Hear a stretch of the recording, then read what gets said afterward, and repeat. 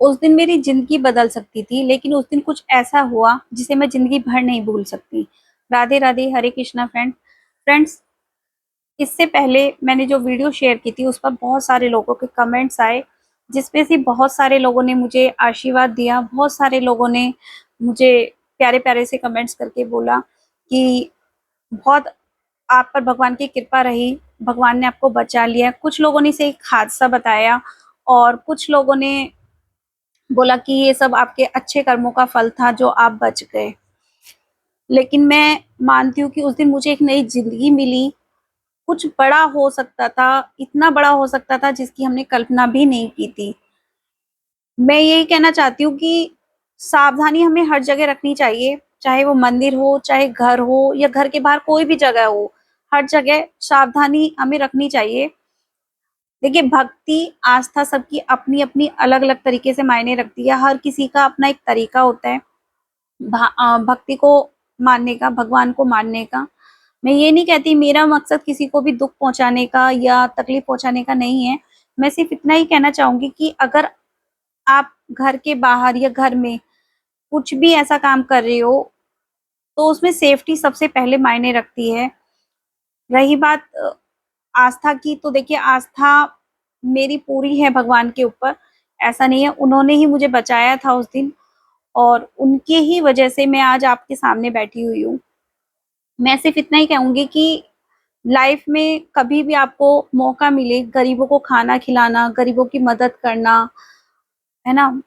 कुछ भी ऐसा काम करने का आपको मौका मिले तो उसे ज़रूर करिए, क्योंकि आपके अच्छे क किए हुए कर्म ही आपके आगे आ जाते हैं। पता नहीं किस रूप में, कब, कैसे आपके सामने आ जाते हैं, पता नहीं चलता। इस चीज़ से मैं एक चीज़ तो सीख गई हूँ कि कभी भी आपको ऐसा वक़्त पड़ता है जब आपको हेल्प की ज़रूरत होती है, कुछ भी होता है, तो भगवान आपके पास किसी न किसी को दूत बनाकर ज़रूर भेज देते हैं। जैसे उस दिन वो भैया मेरे पास आ गए, मुझे बचाने के लिए। उन्होंने अपनी परवाह ना करते हुए भी उन्होंने मेरे को बचा लिया। अगर उस वक़्त कुछ ऐसा हो सकता था, बड़ा हादसा हो सकता था, लेकिन मैं बच गई। और मैं किसी को भी गलत नहीं कहती हूँ, लेकिन देखिए भगवान की श्रद्धा है मुझे भी और मैं भी चाहती हूँ कि आप सबसे भी इतनी ही रिक्वेस्ट करूँगी कि इस सब हादसे के बाद में मैं सिर्फ़ इतना समझ पाई हूँ कि उस दिन मेरी ज़िंदगी बदल सकती थी। मुझे कुछ भी हो सकता था, बड़ा हादसा हो सकता था जो टल गया। उस दिन अगर थोड़ी-सी भी देर हो जाती तो शायद बहुत बड़ा हादसा हो सकता था, बहुत बड़ा, जिसकी हमने कल्पना भी नहीं की थी। और कुछ लोगों ने मुझे बहुत प्यार दिया, बहुत जिन लोगों ने मेरी वीडियोज़ देखी उन लोगों ने पर्सनली कॉल कर के भी मुझे बोला कि सच में भगवान की बहुत बड़ी कृपा रही कि आप पर जो विपत्ति आई थी वो थोड़े से में ही टल गई। बहुत बड़ा हादसा होने से बच गया। ये शायद आपके पुराने कुछ अच्छे कर्म थे जिसकी वज़ह से आप बच गए। वहीं कुछ लोगों ने बोला कि जाना तो एक दिन सबको ही है और किसी के कहने से या करने से कोई फ़र्क नहीं पड़ता, किसी के जाने से कोई फ़र्क नहीं पड़ता, जाना तो एक दिन सबको है। हाँ, जाना सबको है, ये बात मैं मानती हूँ और मैं महसूस भी करती हूँ कि हमें एक दिन सबको ही छोड़कर जाना है, लेकिन जाने का एक सही समय हो ना, तो अच्छा लगता है जाना भी। ये शायद आप महसूस ना कर पाएँ, लेकिन मैं बताऊँ जिसकी फैमिली से कोई मेंबर जाता है ना, ये दर्द सिर्फ़ वही मेंबर समझ सकता है जिसकी फैमिली से कोई गया होता है। मैं सिर्फ़ 16 साल की थी जब मेरे भाई की डेथ हुई थी और मेरे भाई की कोई नेचुरल डेथ नहीं हुई थी। कोई अंदाज़ा नहीं था कि वो बीमार था या उसका एक्सीडेंट हुआ था, उसे हॉस्पिटल लेके गए, 2-4 दिन वो हॉस्पिटल में रहा, उसके बाद उसकी डेथ हुई। नेचुरली उसको किसी ने नेचुरल डेथ नहीं हुई थी मेरे भाई की, उसको ज़बरदस्ती ज़हर दिया गया था, जिसकी वज़ह से मेरे भाई की डेथ हुई थी।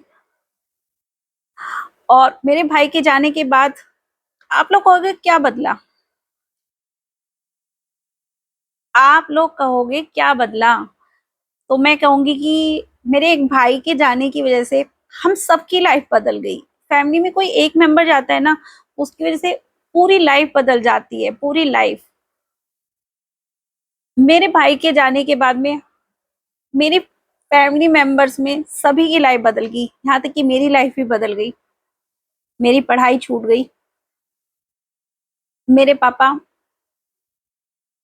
जो खेती करते थे, उन्हें अचानक खेती छोड़ के दुकान संभालनी पड़ी भाई की, जो भाई किया करता था। बहुत सारी चीजें बदल गई। जिसके घर से जाता है ना, उसे वही उस दर्द को समझ सकता है, वही उस चीज को महसूस कर सकता है। वरना मरने से किसी को डर नहीं लगता, लेकिन मरने उसके जाने के बाद ना, उसकी फैमिली का क्या होगा, उसकी फैमिली को कौन संभालेगा, उसकी फैमिली कितना स्ट्रगल में जीती है, ये सिर्फ वही इंसान जान सकता है जिसके साथ में ये घटना घटती है। मेरे साथ जो घटना घटी ना, मैं शब्दों में बयान नहीं कर सकती उस चीज को, लेकिन उसका डर अभी भी मेरी आंखों में आपको दिख रहा होगा। मुझे इस बात का डर नहीं था कि मुझे कुछ हो जाएगा, तो मुझे अपना डर नहीं लगता, लेकिन मेरी फैमिली का क्या होगा, मेरे बच्चों का क्या होगा, मुझे उस चीज का डर लगता है। क्योंकि जो इंसान घर का मेन सूत्रधार होता है ना, अगर उससे कुछ हो जाता है तो उसकी पूरी फैमिली बिखर जाती है। जैसा कि मेरे भाई के साथ हुआ। मेरा भाई बड़ा था, घर में सबसे बड़ा था, और उससे बहुत सारी उम्मीदें थी सबको। अगर मेरा भाई आज जिंदा होता तो शायद उसकी वजह से हमारी लाइफ सभी की चेंज होती। मम्मी की, पापा की। मम्मी इतनी जल्दी हमें छोड़कर ना गई हुई होती, पापा इतना ज्यादा बीमार नहीं रहते, पापा भी और 5-10 साल और जीते। मेरा भी मायका होता, मैं भी अपने मायके जाती, जैसे बाकी सब लोग जाते हैं छुट्टियां मनाने, त्योहार पे। बहुत कुछ बदल जाता है किसी के जाने से। कल मेरी बेटी का बर्थडे था, और मेरे भाई को कल 22 साल हो गए थे पूरे। मैं अपनी बेटी को खुशी देखना चाहती हूँ, इसलिए मैं बोलती नहीं कुछ भी उस दिन, लेकिन मैं 2 रात सो नहीं पाती हूँ, क्योंकि वो घटना मेरे सामने घूमती है। उन 2 दिन, वो 2 दिन मेरी लाइफ के ऐसे जाते हैं जिसे मैं बयां भी नहीं कर सकती, बता भी नहीं सकती। बाकी जो इस दर्द को समझ सकता है वही समझ सकता है, जिसने अपने किसी अपने को खोया है वही इस दर्द को समझ सकता है। और मेरे साथ जो भी घटना हुई, उससे सिर्फ इतना सबक सीखी हूँ कि आपको अच्छे कर्म करने चाहिए। कुछ समय के लिए, जब मेरे भाई की डेथ हुई थी, उस समय में कुछ टाइम के लिए भगवान पर भरोसा करना छोड़ दिया था, क्योंकि हमारे साथ जो कुछ भी हुआ वो नहीं होना चाहिए था उस टाइम पे। भगवान पर भरोसा करना छोड़ दिया था, लेकिन धीरे धीरे फिर से विश्वास जमाया, फिर से भगवान पर विश्वास किया, और आज उसी भगवान को थैंक यू बोलती हूँ कि उन्होंने मुझे सही सलामत अपनी फैमिली के बीच पहुंचा दिया। मैं अपने बच्चों के पास, अपने फैमिली के पास वापस सही सलामत हूँ।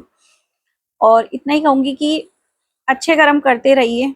पता नहीं आपका कौन सा लिया दिया कब आपके आगे आ जाए और आपको ऐसे किसी बड़े हादसे से बचा ले। कभी भी आपको कोई भी गरीब दिखाई दे, उसे खाना खिला दीजिए। दिखावा मत करिए, दिखावा मत करिए। और मुझे एक कमेंट्स भी आया था कि आप खुद ही बोलते हो कि श्रद्धा से जहां भी दिया जला दो वहीं पे वो मान लेते हैं भगवान जी। तो आप मंदिर क्यों गए थे दिया जलाने के लिए, क्यों दिखावा कर रहे थे, क्यों ढोंग कर रहे थे? तो मैं आपको बता दूं उस दिन हुआ क्या था। मैं आपको अपनी कहानी बताऊं तो मैं मंदिर में दिया नहीं जलाती, अपने घर में भी मंदिर में दिया नहीं जलाती कभी, क्योंकि मुझे बहुत डर लगता है आग से।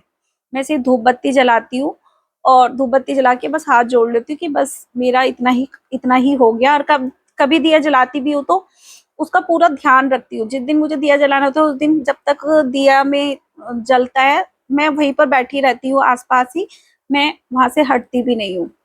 मेरे को डर लगता है शुरू से ही, इसलिए मैं वहीं पर बैठी रहती हूँ ज्यादातर। जब दिया जलता है तो मैं आगे पीछे नहीं जाती कहीं भी इधर उधर।